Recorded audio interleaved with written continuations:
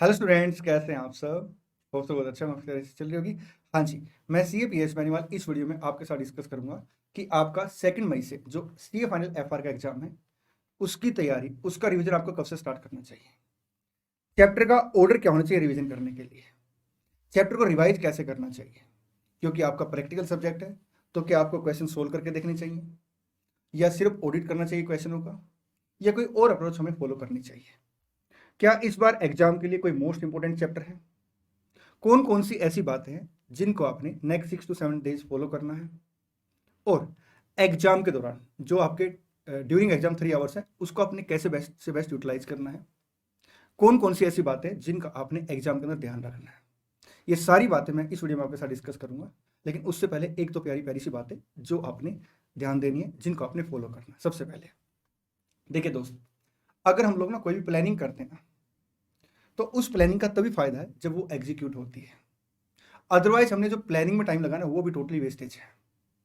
और सिर्फ प्लानिंग को एग्जीक्यूट करने के लिए ना सबसे बड़ा जो रोल आता है वो आता है टाइमिंग का रोल। टाइम का रोल आता है।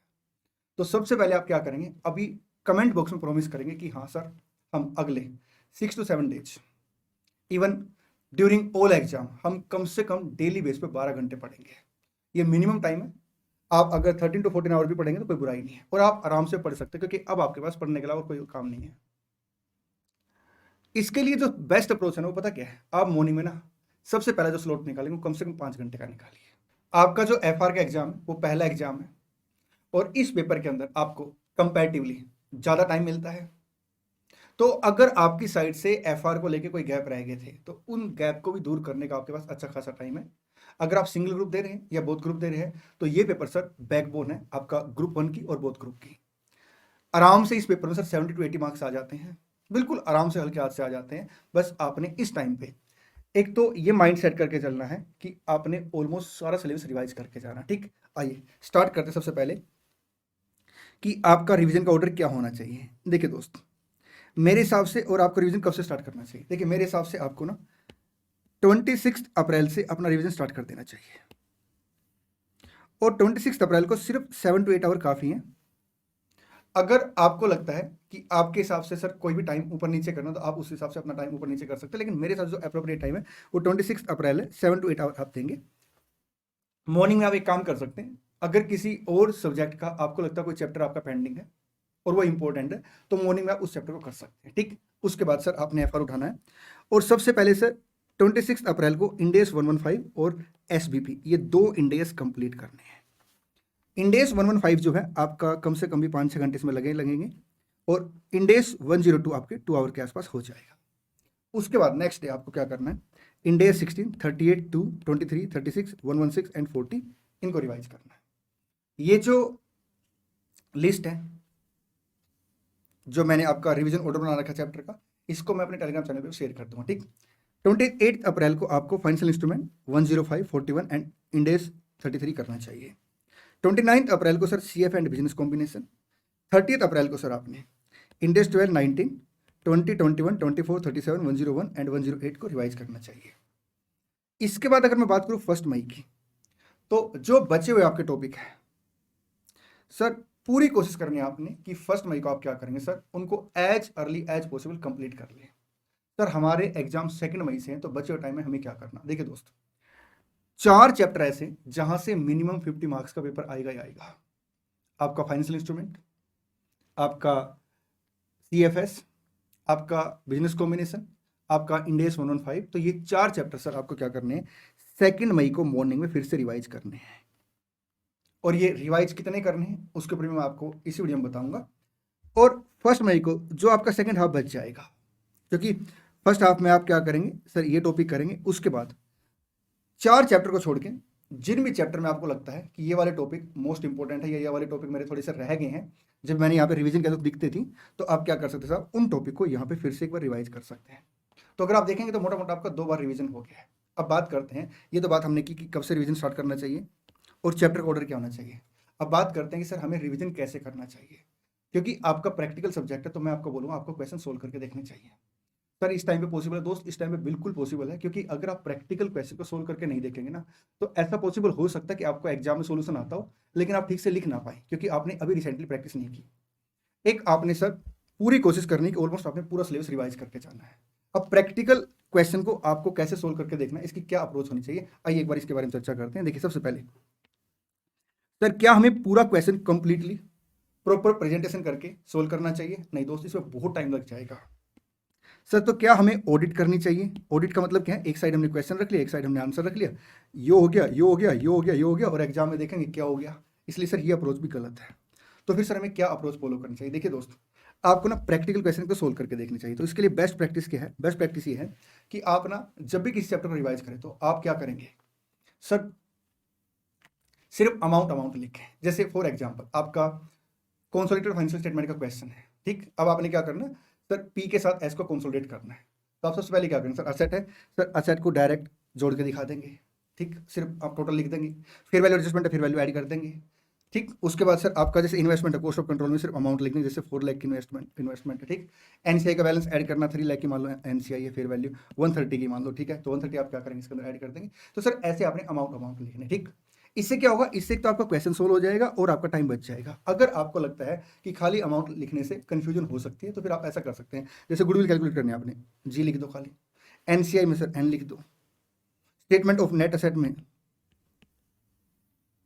चलें जी सर। आपने इस अप्रोच के तहत क्वेश्चन करने। अब आप मेरी बात बड़ी ध्यान सुनना सर, जब आप किसी चैप्टर को स्टार्ट करेंगे और 2-3 क्वेश्चन आपने ऐसे सोल्व कर लिए, ठीक। उसके बाद देखिए कि जो क्वेश्चन आप पढ़ रहे हैं उस क्वेश्चन में और जो क्वेश्चन आप ऑलरेडी कर चुके हैं कितना डिफरेंस है। अगर 2-3 एडजस्टमेंट का डिफरेंस है तो फिर आप उन एडजस्टमेंट का सिर्फ ट्रीटमेंट करके देख सकते हैं। अगर आपको लगता है कि एडजस्टमेंट ऐसी है जो ज्यादा इंपैक्ट डाल रही है, फिर क्वेश्चन को और भी क्वेश्चन को सोल्व करके देख सकते हैं, ठीक। सर कुछ क्वेश्चन ऐसे हैं जिनको आप कैलकुलेटर में सोल्व करके देख सकते हैं। जैसे आपका फाइनेंशियल इंस्ट्रूमेंट है, डेट इक्विटी में आपने टोटल अमाउंट एलोकेट करना है, तो आप कैलकुलेटर की हेल्प से सर क्या कर सकते हैं, सोल्व करके देख सकते हैं, ठीक। कुछ क्वेश्चन सर ऐसे हैं जिसे आप ओरली सोच सकते हैं। जैसे आपका इन्वेंट्री है, आपका बोरोइंग कॉस्ट है, कैपिटलाइजेशन रेट निकाला आपने, कैलकुलेटर में रेट निकाल लिया, इन्वेंट्री का वैल्यूएशन करना, कॉस्ट और एनआरवी इज लोअर, तो सर कैलकुलेटर सोल्व करके आपने सोच लिया, फिर आंसर देख लिया। आप इस अप्रोच के तहत सर क्या करें, क्वेश्चन सोल्व करके देखेंगे। डुप्लीकेट क्वेश्चन सर साथ साथ काटते चले। एक बात और सर, हर चैप्टर से 2 या 3 क्वेश्चन नोट करते चले, जो आपने क्या करना है सेकंड रिवीजन के टाइम पे करने ही करने हैं। किसी से कुछ भी डिस्कस ना करें, क्योंकि जितना आप डिस्कशन करोगे दोस्तों के साथ उतना ही आपका टाइम वेस्ट होगा। इस टाइम पे एक हथियार ऐसा है जो आपको पास कराएगा और वो हथियार है टाइम का यूटिलाइजेशन।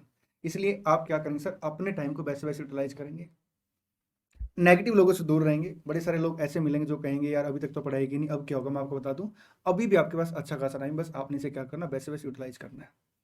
बड़ी प्रैक्टिकली बात बताऊं, ऐसा भी हो सकता है कि इस टाइम आपको थोड़ी सी टेंशन हो, यार पता नहीं क्या होगा, और ये बड़ा नेचुरल है, क्योंकि जिसकी फर्स्ट रैंक आएगी ना इस अटेम्प्ट में उसको भी नहीं पता है अभी। बात समझ रहे हो ना? तो ये टाइम ऐसा है जिसमें टेंशन तो होगी होगी, लेकिन आपने उससे बाहर आने के लिए एक ही काम करना, और वो ये है आपने अपने टाइम को वैसे वैसे यूटिलाइज करना है। एग्जाम से पहले जो 15 मिनट्स मिलेंगी उसको आपने अच्छे से यूटिलाइज करना है, और उसको यूटिलाइजेशन का सबसे बेस्ट वे क्या है, कंपलसरी क्वेश्चन आप उसमें मत पढ़िए। हाँ, अगर 15 मिनट्स के अंदर आपने बाकी क्वेश्चन पढ़ लिए हैं और आपने सिलेक्शन कर लिया कि कौन सा क्वेश्चन आपने पहले करना, कौन सा क्वेश्चन बाद में करना, उसके बाद भी अगर टाइम बचता है तो फिर आप क्या करेंगे सर, कंपलसरी क्वेश्चन पढ़ेंगे। अदरवाइज कंपलसरी क्वेश्चन तो आपको करना ही करना है। तो सबसे पहले आप क्या करेंगे, फर्स्ट 15 मिनट्स के अंदर सर क्वेश्चन सेलेक्ट करेंगे, कौन सा आपने क्वेश्चन पहले करना, कौन सा बाद में करना, और स्मॉल क्वेश्चन से अपना पेपर स्टार्ट करेंगे।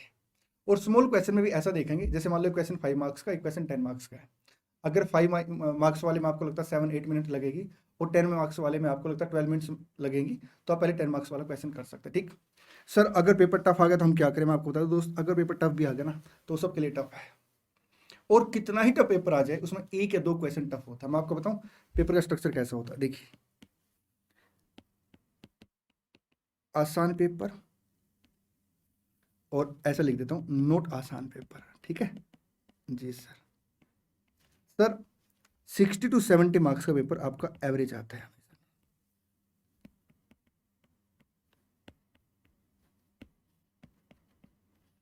आपका 5 to 10 मार्क्स का या 5 to 15 मार्क्स का पेपर सर बहुत ज़्यादा आसान आता है।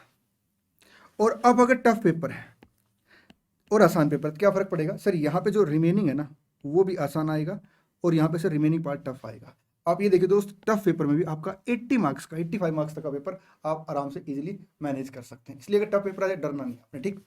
पेपर आपने 100% अटैम्प्ट करना है, और मैं आपको बता दूं पेपर लेंथी आता है, और इस बार भी लेंथी आएगा, हर बार आता है।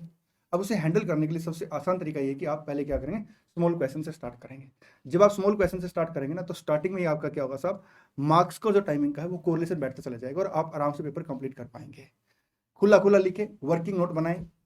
कई बच्चे वर्किंग नोट में बड़ा मतलब गैप रख लेते हैं। वर्किंग नोट के लिए मैं आपको बताऊं, अगर कोई भी आप कैलकुलेशन कर रहे हैं और वो प्रोसीजर के तहत आ रही है तो आपको उसका वर्किंग नोट बनाना चाहिए। प्रेजेंटेशन का ध्यान रखें, नए पेज से नया क्वेश्चन स्टार्ट करें। क्वेश्चन के जितने पार्ट हैं वो सारे के सारे एक साथ करें। हाँ, क्वेश्चन के पार्ट आप ऊपर नीचे कर सकते हैं। जैसे मान लो क्वेश्चन 1 आपका ABCD 4 पार्ट है, आप पहले C कर सकते हैं फिर A कर सकते हैं, लेकिन ऐसा मत करना कि क्वेश्चन A का C पार्ट, क्वेश्चन 3 का A पार्ट ना, वो मत करना दोस्त। एक क्वेश्चन आप एक साथ करें, ठीक। पेपर में से बाहर आने के बाद एक बात का ध्यान रखना, बीत गई सो बात गई, आपने अगले पेपर पर फोकस करना है। अगर दोस्त आपको किसी कंसेप्ट में दिक्कत आती है, कोई क्वेश्चन में आपको हेल्प चाहिए, तो मैंने बड़ी सारी रिवीजन वीडियो और बड़े सारे सर इंस्टीट्यूट का जो मटेरियल है उसके क्वेश्चन डाल रखे हैं, तो उन वीडियो का लिंक मैं आपको डिस्क्रिप्शन में दे दूंगा। अब बात कर लेते हैं एग्जाम के लिए मोस्ट इंपोर्टेंट चैप्टर्स की। 4 चैप्टर आपके एग्जाम के लिए मोस्ट इंपोर्टेंट चैप्टर है, जहां से आपका 50+ मार्क्स का पेपर आएगा। पहला आपका इंडियस 115, सेकेंड आपका FI, थर्ड आपका CFS एंड फोर्थ आपका बिजनेस कॉम्बिनेशन। ये 4 चैप्टर आपने सबसे ज़्यादा अच्छे से करके जाने हैं। चलिए मेरे प्यारे प्यारे बच्चों, आज की वीडियो में इतना ही। Thank you so much, all the best. हाँ, इस बार एग्जाम पर